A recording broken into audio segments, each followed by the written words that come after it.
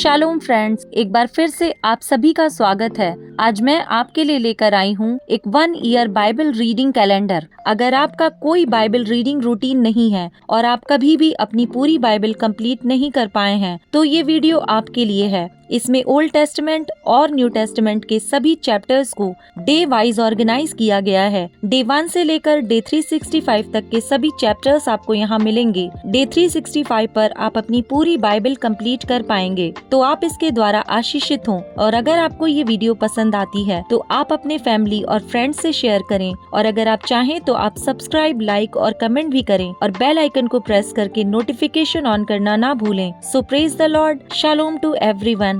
Let's get started.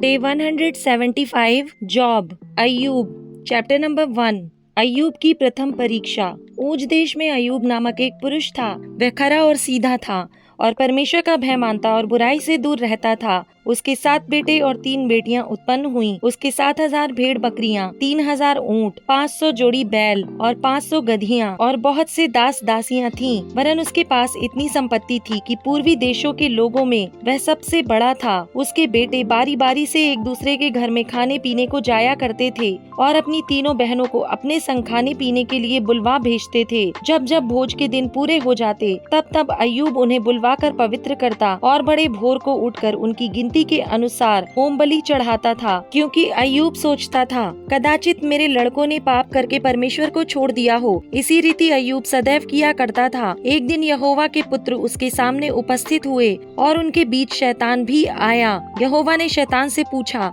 तू कहाँ से आता है? शैतान ने यहोवा को उत्तर दिया, पृथ्वी पर इधर उधर घूमते फिरते और डोलते डालते आया हूँ। यहोवा ने शैतान से पूछा, क्या तूने मेरे दास अय्यूब पर ध्यान दिया है? क्योंकि उसके तुल्य खरा और सीधा और मेरा भय मानने वाला और बुराई से दूर रहने वाला मनुष्य और कोई नहीं है। शैतान ने यहोवा को उत्तर दिया, क्या अय्यूब परमेश्वर का भय बिना लाभ के मानता है? क्या तूने उसकी और उसके घर की और जो कुछ उसका है उसके चारों ओर बाड़ा नहीं बांधा? तूने तो उसके काम पर आशीष दी है और उसकी संपत्ति देश भर में फैल गई है। परंतु अब अपना हाथ बढ़ाकर जो कुछ उसका है उसे छू, तब वह तेरे मुंह पर तेरी निंदा करेगा। यहोवा ने शैतान से कहा, सुन, जो कुछ उसका है वह सब तेरे हाथ में है, केवल उसके शरीर पर हाथ न लगाना। तब शैतान यहोवा के सामने से चला गया। अय्यूब के बच्चों और संपत्ति का नाश। एक दिन अय्यूब के बेटे बेटियां बड़े भाई के घर में खा रहे और दाख मधु पी रहे थे। तब एक दूत अय्यूब के पास आकर कहने लगा, हम तो बैलों से हल जोत रहे थे और गधियां उनके पास चर रही थीं कि शबा के लोग धावा करके उनको ले गए और तलवार से तेरे सेवकों को मार डाला, और मैं ही अकेला बचकर तुझे समाचार देने को आया हूँ।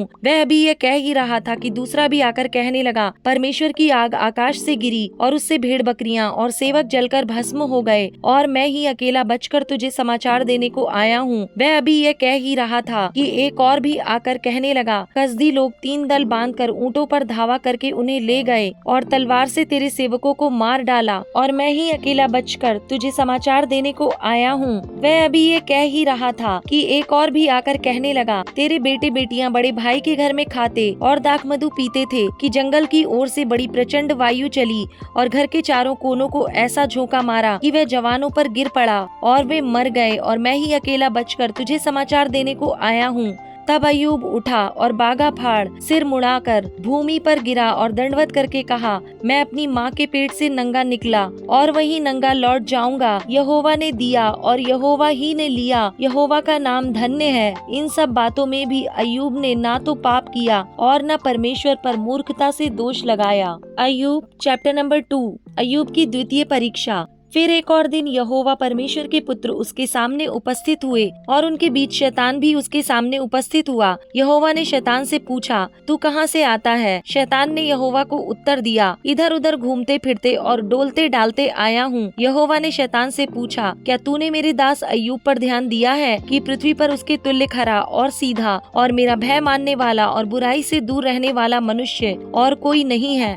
यद्यपि तूने मुझे बिना कारण उसका सत्यानाश करने को उभारा तो भी वह अब तक अपनी खराई पर बना है। शैतान ने यहोवा को उत्तर दिया, खाल के बदले खाल, परंतु प्राण के बदले मनुष्य अपना सब कुछ दे देता है। इसलिए केवल अपना हाथ बढ़ाकर उसकी हड्डियां और मांस छू, तब वह तेरे मुंह पर तेरी निंदा करेगा। यहोवा ने शैतान से कहा, सुन, वह तेरे हाथ में है, केवल उसका प्राण छोड़ देना। तब शैतान यहोवा के सामने से निकला और अय्यूब को पाँव के तलवे से ले सिर की चोटी तक बड़े बड़े फोड़ों से पीड़ित किया। तब अय्यूब खुजलाने के लिए एक ठीकरा लेकर राख पर बैठ गया। तब उसकी स्त्री उससे कहने लगी, क्या तू अब भी अपनी खराई पर बना है? परमेश्वर की निंदा कर और चाहे मर जाए तो मर जा। उसने उससे कहा, तू एक मूढ़ स्त्री की सी बातें करती है। क्या हम जो परमेश्वर के हाथ से सुख लेते हैं दुख ना ले? इन सब बातों में भी अय्यूब ने अपने मुंह से कोई पाप नहीं किया। अय्यूब के मित्रों का आगमन। जब तेमानी एलीपज और शूही बिलदद और नामाती सोपर अय्यूब के इन तीनों मित्रों ने इस सब विपत्ति का समाचार पाया जो उस पर पड़ी थी, तब वे आपस में यह ठान कर कि हम अय्यूब के पास जाकर उसके संग विलाप करेंगे और उसको शांति देंगे, अपने अपने यहाँ से उसके पास चले। जब उन्होंने दूर से आंख उठाकर अय्यूब को देखा और उसे ना पहचान सके, तब चिल्लाकर रो पड़े और अपना अपना बागा फाड़ा और आकाश की ओर धूल उड़ाकर अपने अपने सिर पर डाली। तब वे 7 दिन और 7 रात उसके संग भूमि पर बैठे रहे, परंतु उसका दुख बहुत ही बड़ा जानकर किसी ने उससे एक भी बात ना कही। अय्यूब चैप्टर नंबर 3। अय्यूब का अपने जन्म दिवस को धिक्कारना। इसके बाद अय्यूब मुंह खोलकर अपने जन्म दिवस को धिक्कारने लगा और कहने लगा, वह दिन जल जाए जिसमें मैं उत्पन्न हुआ, और वह रात भी जिसमें कहा गया बेटे का गर्भ रहा। वह दिन अंधियारा हो जाए, ऊपर से ईश्वर उसकी सुधि ना ले और न उसमें प्रकाश हो। अंधकार और मृत्यु की छाया उस पर रहे, बादल उस पर छाए रहें और दिन को अंधेरा कर देने वाली चीजें उसे डराएं। घोर अंधकार उस रात को पकड़े, वर्ष के दिनों के बीच वह आनंद ना करने पाए और न महीनों में उसकी गिनती की जाए। सुनो, वह रात बांझ हो जाए, उसमें गाने का शब्द ना सुन पड़े। जो लोग किसी दिन को धिक्कारते हैं और लिव्यातान को छेड़ने में निपुण हैं, उसे धिक्कारें। उसकी संध्या के तारे प्रकाश ना दें। वह उजियाले की बाट जोहे, पर वह उसे ना मिले। वह भोर की पलकों को भी देखने ना पाए, क्योंकि उसने मेरी माता की कोख को बंद ना किया और कष्ट को मेरी दृष्टि से ना छिपाया। मैं गर्भ ही में क्यों ना मर गया, पेट से निकलते ही मेरा प्राण क्यों ना छूटा। मैं घुटनों पर क्यों लिया गया, मैं छातियों को क्यों पीने पाया। ऐसा ना होता तो मैं चुपचाप पड़ा रहता, मैं सोता रहता और विश्राम करता, और मैं पृथ्वी के उन राजाओं और मंत्रियों के साथ होता जिन्होंने अपने लिए सुनसान स्थान बनवा लिए, या मैं उन राजकुमारों के साथ होता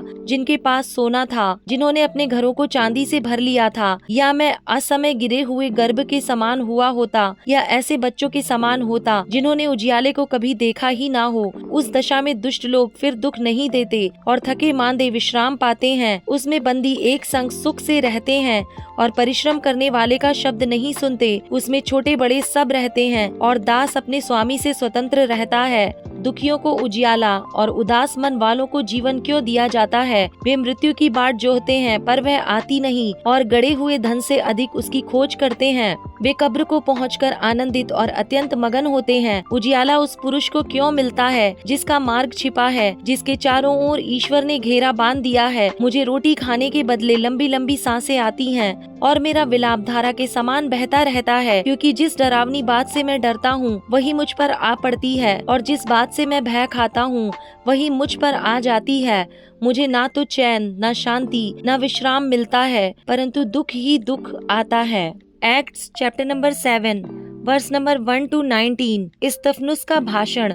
तब महायाजक ने कहा, क्या ये बातें सच हैं? इस्तफनुस ने कहा, हे भाइयों और पितरों सुनो, हमारा पिता अब्राहम हारान में बसने से पहले जब मेसोपोटामिया में था, तो तेजों में परमेश्वर ने उसे दर्शन दिया और उससे कहा, तू अपने देश और अपने कुटुंब से निकलकर उस देश में जा जिसे मैं तुझे दिखाऊंगा। तब वह कसदियों के देश से निकलकर हारान में जा बसा। उसके पिता की मृत्यु के बाद परमेश्वर ने उसको वहाँ से इस देश में लाकर बसाया जिसमें अब तुम बसते हो, और उसको कुछ मीरास वरन पैर रखने भर की भी उसमें जगह ना दी, परंतु प्रतिज्ञा की कि मैं ये देश तेरे और तेरे बाद तेरे वंश के हाथ कर दूंगा। यद्यपि उस समय उसके कोई पुत्र भी ना था, और परमेश्वर ने यूं कहा, तेरी संतान के लोग पराये देश में परदेशी होंगे और वे उन्हें दास बनाएंगे और 400 वर्ष तक दुख देंगे।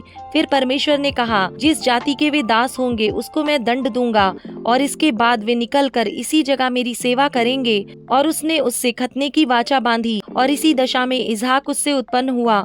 और 8वें दिन उसका खतना किया गया। और इसहाक से याकूब और याकूब से 12 कुलपति उत्पन्न हुए। कुलपतियों ने यूसुफ से डाह करके उसे मिस्र देश जाने वालों के हाथ बेचा, परंतु परमेश्वर उसके साथ था और उसे उसके सब क्लेशों से छुड़ाकर मिस्र के राजा फिरौन की दृष्टि में अनुग्रह और बुद्धि प्रदान की, और उसने उसे मिस्र पर और अपने सारे घर पर हाकिम नियुक्त किया। तब मिस्र और कनान के सारे देश में अकाल पड़ा, जिससे भारी क्लेश हुआ और हमारे बाप दादों को अन्न नहीं मिलता था। परंतु याकूब ने यह सुनकर कि मिस्र में अनाज है, हमारे बाप दादों को पहली बार भेजा। दूसरी बार यूसुफ ने स्वयं को अपने भाइयों पर प्रकट किया और यूसुफ की जाति फिरौन को मालूम हो गई। तब यूसुफ ने अपने पिता याकूब और अपने सारे कुटुंब को, जो 75 व्यक्ति थे, बुला भेजा। तब याकूब मिस्र में गया और वहाँ वह और हमारे बाप दादे मर गए। उनके शव शकेम में पहुँचाए जाकर उस कब्र में रखे गए, जिसे अब्राहम ने चांदी देकर शकेम में हमोर की संतान से मोल लिया था। परंतु जब उस प्रतिज्ञा के पूरे होने का समय निकट आया, जो परमेश्वर ने अब्राहम से की थी, तो मिस्र में वे लोग बढ़ गए और बहुत हो गए। तब मिस्र में दूसरा राजा हुआ, जो यूसुफ को नहीं जानता था। उसने हमारी जाति से चालाकी करके हमारे बाप दादों के साथ यहाँ तक बुरा व्यवहार किया कि उन्हें अपने बालकों को फेंक देना पड़ा कि वे जीवित ना रहें।